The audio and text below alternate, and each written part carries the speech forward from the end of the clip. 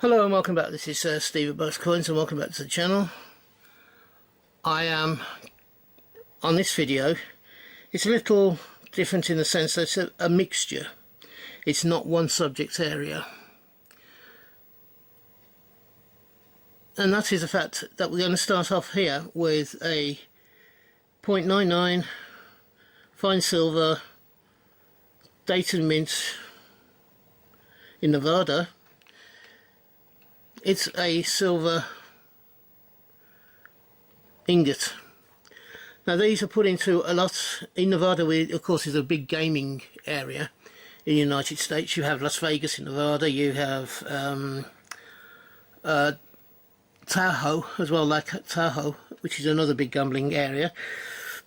And they have a lot of gambling casinos and such like. Tahoe, for instance, was Sinatra, Monroe. A lot of the Rat Pack had places where they lived. You know, that they were their own surrounding the lake, and they used to frequent the clubs a lot and perform in Vegas. Again, this is a standard 0.99. These sort of things are used in high value coin push machines and things like that, and you try and get them out. They're quite weighty, so therefore they take quite a few coins, and they're trying to tempt people into spending their money, as all good gaming machines do. So I suppose you could also buy this from a bank or something like that in Nevada. I don't really know. The next one is a military one. And on the back is a blank cartouche surrounded by a wreath of, they look like leaves of some description. The cartouche itself is blank, and the reason why I believe this cartouche is blank, if I can bring it in maybe a bit more for you. There you go. You have the blank cartouche here, and this surrounding was, I believe this was what was called, or what is being termed, both in the past and currently, as a sweetheart, Forces sweetheart item, and this just happens to be a medallion or token. It's from the 1930s, so it's just prior to the Second World War, and it's from HMS Ganges. You have the figurehead of the Ganges ship, figurehead, mascot, logo, if you like, whichever term you'd like to use, and that is, it looks like a crowned person with some necklaces on, maybe something to do with the fruits of the season, that sort of thing. And then underneath in the scroll is HMS Ganges. This is not, as I say, this would have been available as a token, as a medallion to be bought on the ship if you served on the ship, and was maybe inscribed on the back to your sweetheart saying love you and miss you and all the rest of it. So these sort of tokens and love tokens are not quite as popular as they used to be with the Forces people, but it's still a valid one. Next one, well, let's bring you right up to date, and the name of my channel is Bucs Coins. Now, part of the reason for that is, I have said in the past, part of the reason is that I used to work on Buccaneer aircraft. I have a bit of a thing about pirates and pirate Cheshire and all the rest of it, and I wanted to give that sort of vibe when I made my channel name up. On the back, these are just tokens, and on the back they have a place J crest, which is the one with the hands, and the other one is, looks like Bubsville. So that's the J Cross one. This is the Bubsville. Now the reason why I got these, they are New Orleans Mardi Gras coins. I think they're from about 1990. maybe a bit longer.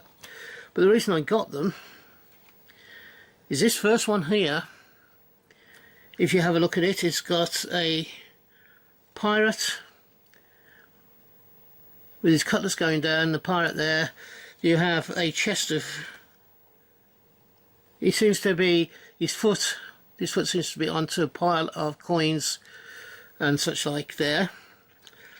The second one, and it just has Mardi Gras, Order of Myths, 1979. So it's Mardi Gras, Order of Myths, and the date was 1979, so it's prior to when I thought it was. It's a bit earlier than I thought it was. So that's a 1979 Mardi Gras coin.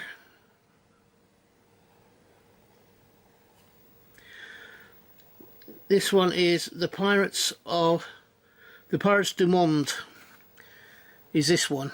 And in here you have the pirate captain standing next to Chester booty, and another pirate that works, who's on his ship, knelt down here looking at the booty. And in the background you have their ship anchored in the bay. So 2 Buccaneer coins for Steve at Bucs Coins from the Mardi Gras of New Orleans, which I would love to go and view personally. The next 2 coins are to do with a jubilee, but not Her Majesty, not Her Current Majesty's Jubilee. This one goes back to 1887. So it's a Queen Victoria's Jubilee. I don't know if we can get in a bit more. Oh, no, without losing it. Come on, get back into focus. There we go. This has a embossed head. The head is actually risen, or the head of the monarch is risen away from the coin. And you have Victoria Regina. It looks very much like the head of the draped veil, or the last head of Queen Victoria. It's from 1887, so it's, what, 4 years before she died. And it's a commemoration of Her Majesty's 1887 Jubilee, is written on the back. Commemorative of Her Majesty's 1887 Jubilee. As I said, this is a slightly raised head, and I don't know if you can see there, if I get my meat skewer pointy thing, it has its own little round item which you can hang through a ribbon, or a might be a ribbon, it could be a chain of some description. It's not a very high quality metal, but it's still a good memorabilia point from the Queen's Jubilee. And this one is also from 1887 Jubilee, but this one is a bit different. This one is more for pinning it into a jacket of some description. And what you have is a raised crown at the top of the coin with a pin on it. You have then the clip that holds the coin, the crown and the medal together. You have a raised bust in the final portrait of Her Majesty, the draped veil portrait, and it's raised from the actual medal itself. On the medal it says Victoria, Jubilee, 1887, and you have a crown there.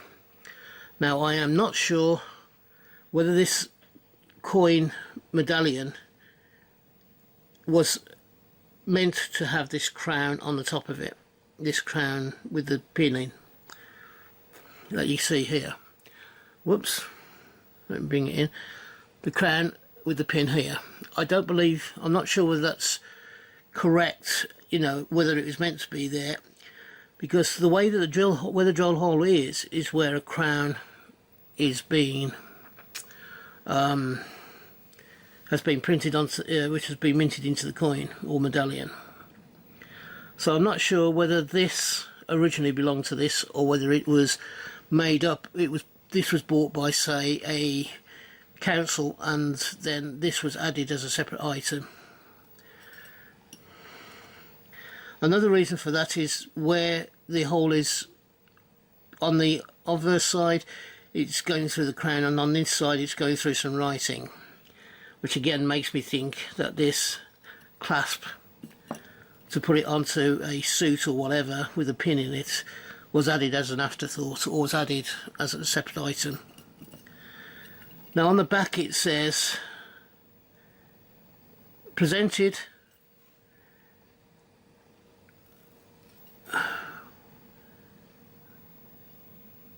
as a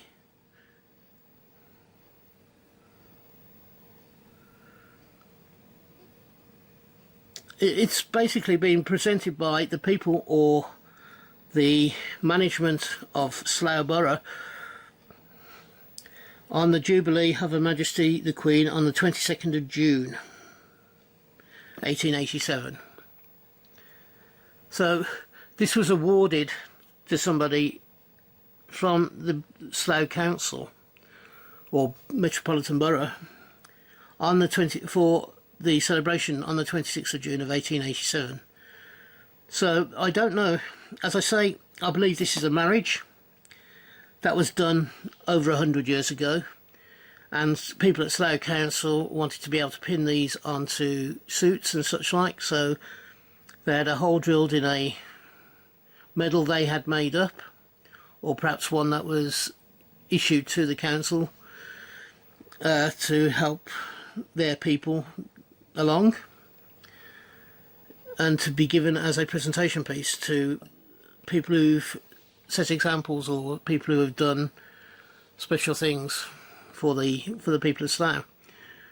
I'm not sure what it is, however I'm, like always, very grateful to have this in my collection, because I do like medals, I do like tokens that mean something, and this does mean something. It means whoever this was awarded to originally would have done perhaps a lifetime of work for Slough,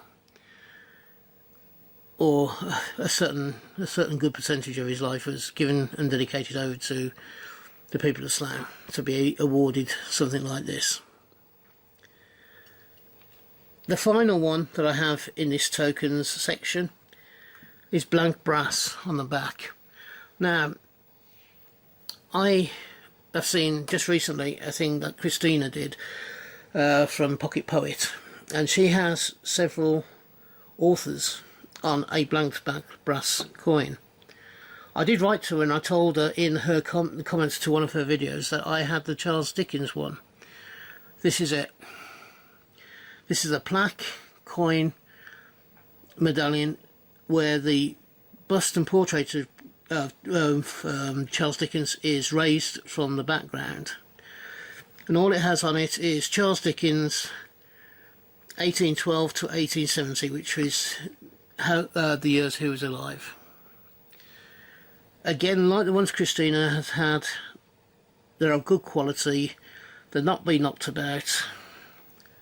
I'm sure, Christina, that you will get this one eventually, and I'll be on the lookout for the coins that you've got, or the medallions that you've got. Well, that finishes this particular bits and pieces vlog, bits and pieces video, I suppose. I've had some medallions, I've had some medals issued for the Jubilee, I've had a sweetheart medallion in the HMS Ganges, I've had the Mardi Gras coins from New Orleans, and I've had a silver ingot from Nevada. So it's been a bit of a mixed bag. I do hope you've enjoyed it, however, and to the extent, whoops, let's go the other way, let's get out a little bit, there we go. It is a bit of a mixed bag, I know. There we go, we've got the two Victoria coins, medals, we have the HMS Ganges, we have a silver ingot, and we have two Mardi Gras coins, which is what we've basically gone through. If you believe this video has been worth it, please give me the thumbs up, it helps me with the algorithm no end. If you are a returner or even someone brand new and this is your first video that you've seen of mine, if you've enjoyed the content, I do issue 4 videos a week. I would love to have you along for the rest of my journey, so please think about hitting the